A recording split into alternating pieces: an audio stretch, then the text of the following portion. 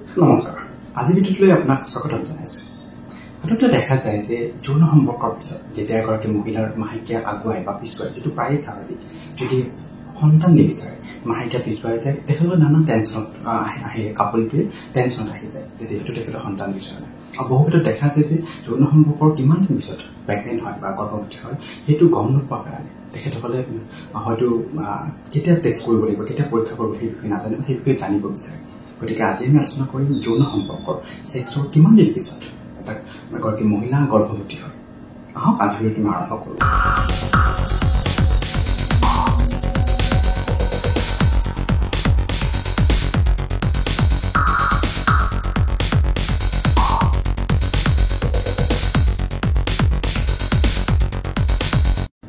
সাধাৰণতে দেখা যায় যৌন সম্পৰ্কৰ কেইমিনিটমান পিছতে বা কেইদিনমান পিছতে আপোনাৰ ফাৰ্টিলাইজেশ্যন যিটো প্ৰক্ৰিয়া সেই প্ৰক্ৰিয়াটো আৰম্ভ হয়।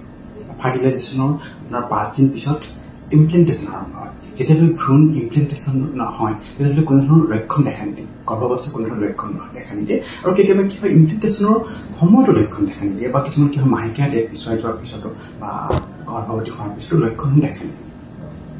নৰ্মেলি যৌন সম্পৰ্কৰ পিছত ছেক্সৰ পিছত 7 দিন পিছতে এগৰাকী মহিলা গৰ্ভৱতী হয় বা গৰ্ভাৱস্থা তেখেতে অনুভৱ কৰে যে তেখেত গৰ্ভৱতী হৈছে আৰু 2 পৰা 4 সপ্তাহৰ পিছত যৌন সম্পৰ্কৰ 2 পৰা 4 সপ্তাহৰ পিছত আপোনাৰ লক্ষণসমূহ দেখা দিয়ে।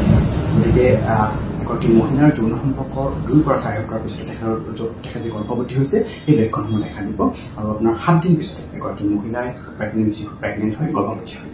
আজিকালি এইখিনি পৰৱৰ্তী পৰ্যায়ত আকৌ এটা বেলেগ বিষয়লৈ আপোনাক প্ৰস্তুত হওঁ।